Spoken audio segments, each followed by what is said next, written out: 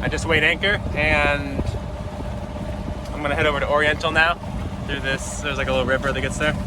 It's really foggy today. Everything is just kind of dripping wet. But at least it's not raining. That's good.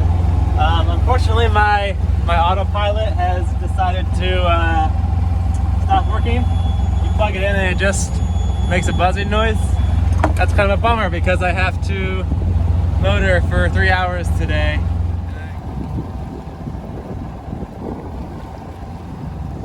Coming up on Oriental. Lots of sailboats out here. Alright. Oriental. Looks like the anchorage is super tiny. Don't think I'd anchor on the inside here. There's supposed to be a free dock up here, so I'm looking for it. Sailing into the town of Oriental, the first thing you notice is the giant shrimp boats. They're pretty neat, but kind of smelly. Then you go a little further, there's some nice marinas, and I ended up staying at the free town dock, which lets you stay for the first couple days. Oriental is a sailing town, and lots of friendly people stop by on my boat to say hi, and some even recognize me from my videos. After a good night's sleep tied to the dock, I began planning the next step to haul out Pickle.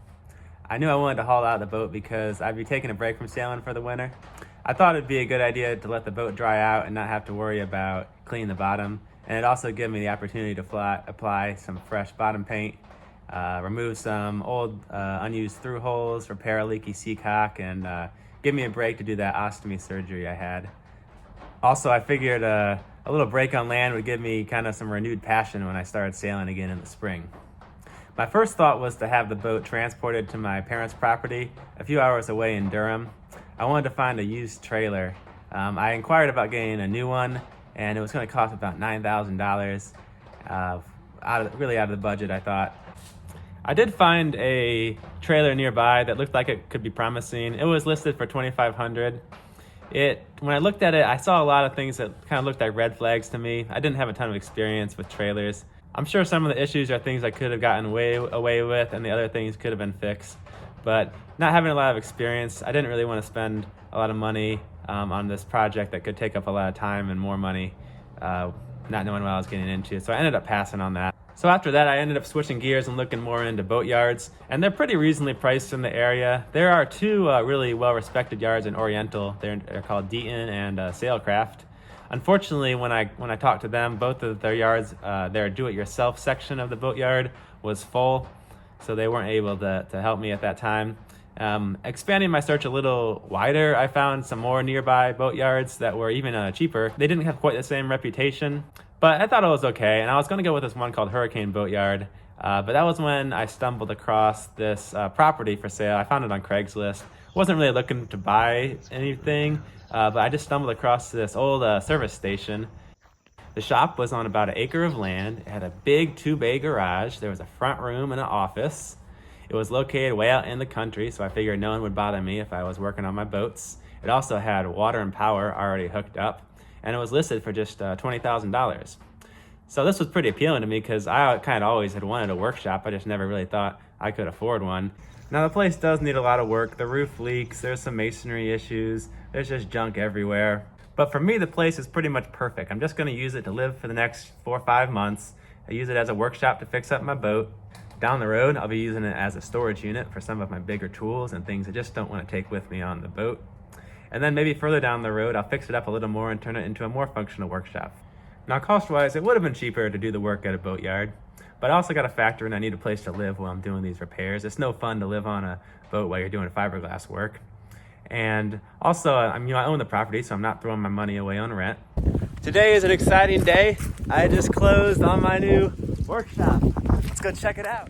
It's kind of a piece of junk, but that's okay. This is the room that I want to set up a little studio apartment, and then I'll make this the workshop. There's so much garbage in here. It'll take a while to empty it all out, but I'll get through it. Let's see if I can get this door open. Cool. Nice.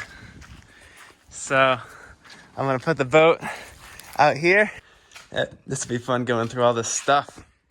I Found an old sewing machine. Let's take a look at this guy.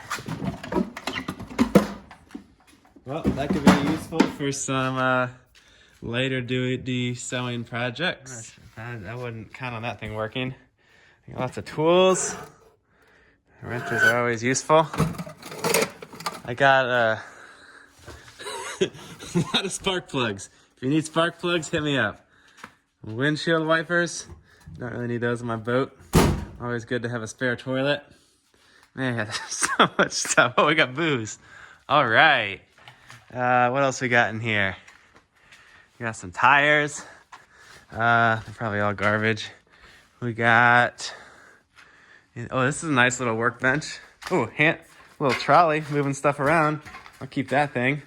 Some microphone stands, more toilet parts, essential. I like this little workbench here.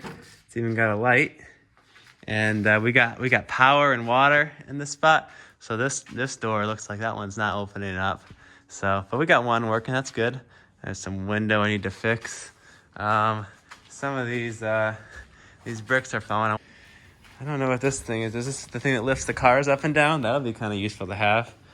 I hate paying to have stuff done on my car. And then there's a little, back into my little studio apartment. We got a room back here, and there's this, I can't really see in here, it's kind of dark, but there's a safe. It's really old. Don't really have anything too valuable. Looks like some kind of furnace.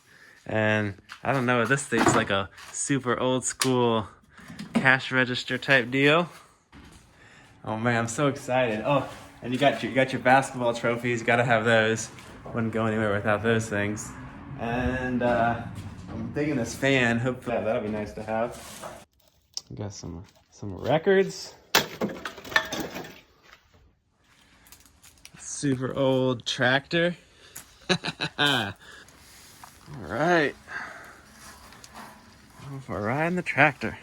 Woo. Oh, a little trouble going into gear. That thing moves.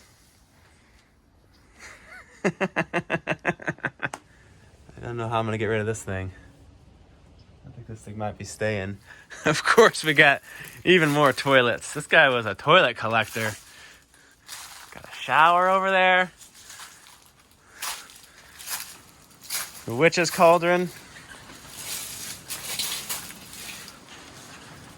Always good to have an antler collection.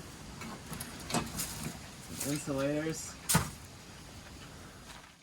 Today's task will be to try to fix this masonry that's falling apart. My friend David is here. He's going to help. We started by cutting off this scrap piece of metal to reinforce the lintel. And then we kind of cut a slot in there so we could hammer it in.